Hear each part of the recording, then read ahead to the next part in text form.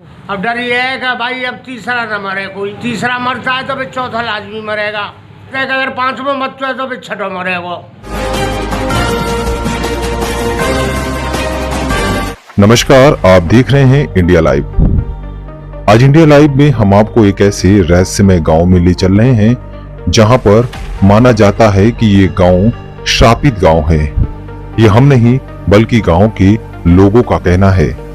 गांव के लोगों की माने तो यहाँ अगर एक मौत हो गई तो दूसरी मौत निश्चित है, तीसरी मौत हो गई तो चौथी मौत निश्चित है, और अगर पांचवी मौत हो गई तो छठवीं मौत भी निश्चित है। ये गांव एक ऐसा गांव है जहां पर जोड़े में मौतें होती हैं। पूरा गांव सहमित रहता है और डरा रहता है जब एक मौत हो जाती है। 24 घंटे का इंतजार करता है कि एक मौत होने के बाद अब किसकी बारी है। इस इंतजार में ये लोग घंटे और सेकंड गिनते हैं। आइए हम आपको दिखाते हैं कि ये गांव कहां पर है और क्यों यहाँ होती है जोड़े में मौतें। अलीगढ़ का एक ऐसा गांव जहां किसी की मौत हो जाए तो 24 घंटे में दूसरी मौत निश्चित है, और अगर तीसरी हो जाए तो चौथी मौत निश्चित है, और अगर इनकी पांचवी मौत हो गई तो छठवीं मौत भी निश्चित है। ये हम नहीं, अलीगढ़ थाना गांधी पार्क इलाका स्थित गांव भदेसी निवासी यहाँ के बुजुर्ग और नौजवानों का कहना है। अपनी आंखों से ये पूरा मंजर देखने के लिए मजबूर हैं। अलीगढ़ के थाना गांधी पार्क इलाका स्थित भदेही गांव करीब 100 साल पुराना है। दिल्ली हावड़ा रेलवे ट्रैक के किनारे बसा हुआ यह गांव इन दिनों सभी की जुबान पर है, क्योंकि यहाँ पर अभी कुछ ही दिन पहले एक नहीं दो नहीं बल्कि जोड़े में 4 मौतें हुई हैं, जिससे पूरा गांव सहमा हुआ है। अब लोग परेशान हैं कि आखिर इस दंश से उन्हें छुटकारा कैसे मिलेगा। देखिए ये हृदय विदारक घटना और पूरी गांव की हकीकत। क्या नाम है आपका और इस गांव में कब से रह रहे हैं आप? मेरा नाम गंगावासी है, पूर्व प्रधान हूँ, और मेरी उम्र करीब 72-73 साल की हो गई, और अपने पिताजी के भी थोड़ा बहुत बड़ा ज्ञान है, अपने बाबा का भी है। ये गांव तो कम से कम 100 साल पुराना है, ज़्यादा बड़ा नहीं था, अब बड़ा हो गया है।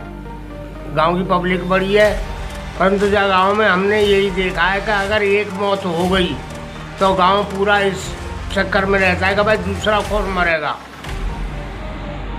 और दूसरा मर गया, अगर तीसरा मर जाता तो फिर चौथा मरेगा, और चौथे के बाद अगर पांचवा मर जाता तो फिर छठा भी मरेगा। इस गांव की ये पोजीशन है। पुराना इतिहास है ये।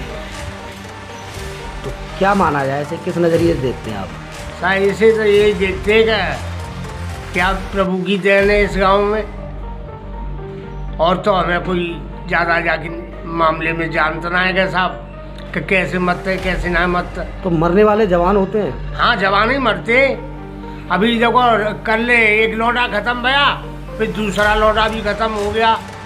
अब डर कैसा है गाँव में? अब डर ये है कि भाई अब तीसरा न मरे कोई, अगर तीसरा मरता है तो फिर चौथा लाजमी मरेगा, और चौथा मर गया तो फिर ये कहते हैं कि अगर पांचवा मरता है तो फिर छठा मरेगा।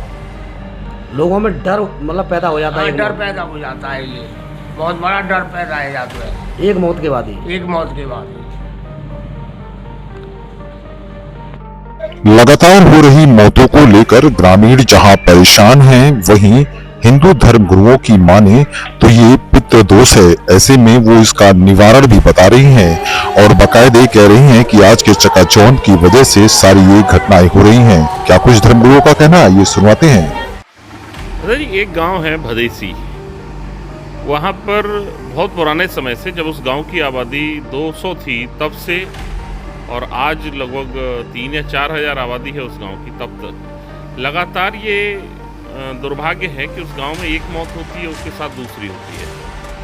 इससे पूरा गांव भयातंकित रहता है। तो इसका क्या कारण है और क्या निवारण है, आखिर ये ऐसा क्यों होता है, इस बारे में देखिए, इस टाइप की जो समस्याएं हैं, ये समस्याएं हमारे कर्मों पर आधारित है, निर्भर करते हैं। जिस तरीके से किसी भी परिवार के लिए उसके पितृदोष और पितरों का शांत होना आवश्यक है, उसी तरीके से जब समूह बनता है, मोहल्ला बनता है, शहर बनता है, तो सारी चीज़ें जो है उस पर आधारित होती हैं और कोई ना कोई दोष होता है सनातन धर्मानुसार। तो कहीं ना कहीं कुछ दोष ऐसा है उस गांव का, वहाँ की मिट्टी का, या कोई ऐसा रहस्य जरूर होगा जिसका समाधान निश्चित तौर पर सनातन में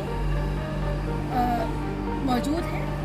परंतु दिक्कत इस बात की है कि आधुनिकता में हम सब लोग इतने लिप्त हो चुके हैं कि कुछ कर्मकांड जो अति आवश्यक है करना, जिनको करना मन की शांति से लेकर के सामाजिक शांति के लिए भी आवश्यक होता है, उनको हमने दरकिनार कर दिया है, ये कहते हुए कि ये अंधविश्वास है, या ये मानते हुए कि हम लोग आधुनिक लोग हैं, इन चीज़ों में विश्वास नहीं करते। तो आपको तो मूल्यों में आना ही पड़ेगा। सनातन में इसका समाधान है।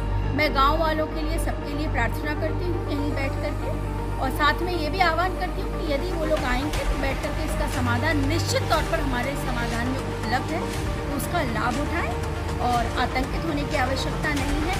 समस्या को ढूंढने की आवश्यकता है कि उसकी जड़ कहाँ है, और जड़ मूल तक पहुँचने का कार्य हमारे माध्यम से हो सकता है।